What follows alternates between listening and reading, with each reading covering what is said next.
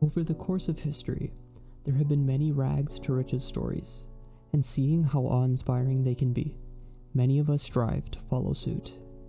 However, what happens when that path entails disease, extreme climate, and not to mention only a small shot of success? Many fall short and have their stories washed away from history. The Klondike Gold Rush is a story not known to many, but the relentless pursuit of gold left some with immense wealth, but plenty of others fighting for the mere chance of survival. To get an understanding of the journey some people went through during the gold rush, we need to turn the spotlight on an individual named George Carmack. George Carmack was born on September 24th, 1860 in Contra Costa County, California. Orphaned at the age of 11, he joined the United States Marine Corps, being deployed in Alaska, but later abandoned his post due to being refused to visit his sick sister back in California. After this, George moved back to Alaska and sustained himself off of fishing, trapping, and bartering.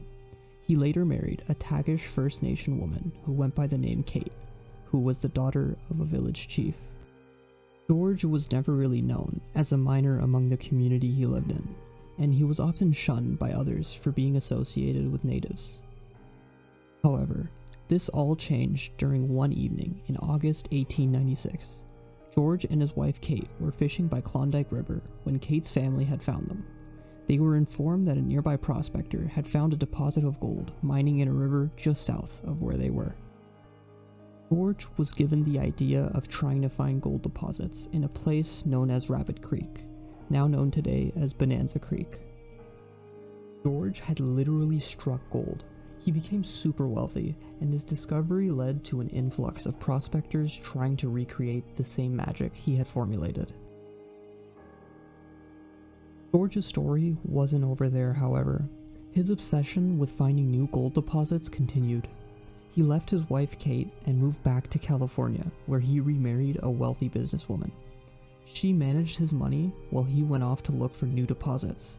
And even though he was unsuccessful in rekindling the same success he had at Klondike, due to his new wife's investment skills, his wealth multiplied several times by the time of his death. He passed away on June 5th, 1922, at the age of 61. He looked for new gold deposits till the day he died. For others, however, the story of the Klondike Gold Rush was just the beginning for them. By the end of the month, after George had found the original deposit, miners had already filled up the creek. However, this only sparked prospectors finding even more reservoirs nearby, further exciting the news of gold.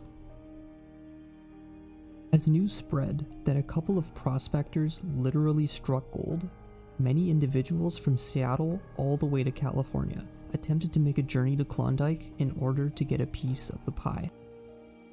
This journey, however, was difficult to traverse, and even though there were numerous ways to reach Klondike, each of them posed a set of challenges that essentially made it a pick-your-poison type of deal. The first route you could take to Klondike was by boat. It was possible to sail all the way there, however, prospectors wanting to make the journey required several boats, as taking these arduous rivers proved to be an expensive and sometimes unfeasible method due to the climate. Despite this hassle, it was still coined as the rich man's route due to its expensive cost. Another way to get to Klondike was through the Alaskan towns of Dia and Skagway. Once you got to one of these towns, you would then need to traverse through mountainous regions through the Yukon Territory. However, due to the conditions, prospectors regularly had to set up tents to sleep or eat in order to make the challenging journey. The last method people used to get to Klondike was traversing entirely through Canada. This was popular simply for patriotic reasons and because Canadians would be able to avoid US customs. However, this route had people cross swamps, rivers, and mountains. The trek was so dangerous, in fact, that the mud and slushy ice sometimes killed the pack animals they used to help make the journey, which only ended up causing chaos among the prospectors. In fact, of the estimated 100,000 people who trekked the journey, only about 30,000 managed to reach Klondike, others perishing or giving up along the way. However, with the success of George Carmack, mere an antithesis of a dark and untold story of all the individuals who perished attempting to recreate George's magic.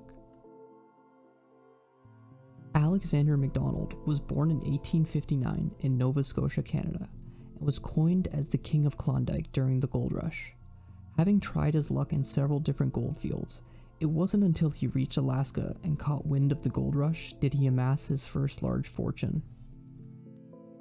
Purchasing a claim on a creek from a Russian for a sack of flour and a side of bacon, the creek ended up being one of the richest in Klondike, yielding $5,000 worth of gold a day, equivalent to over $300,000 in today's estimates. This led to Alexander accumulating a wealth of somewhere between $7 and $27 million. Given his business acumen, he set his sights on owning all the claims, and by 1898, he owned 75 mines in the area. His insane level of wealth, however, only lasted as long as the gold rush, as the deposits eventually dried up. Alexander doubled down, however, and continued to buy more claims, eventually having the cost of the claims cost more than the total amount of gold, squandering the immense amount of wealth he once accumulated. After his passing in 1909, his remaining assets did not cover his debts. His widow, however, benefited from life insurance policy, which was urged by another Klondike tycoon years earlier.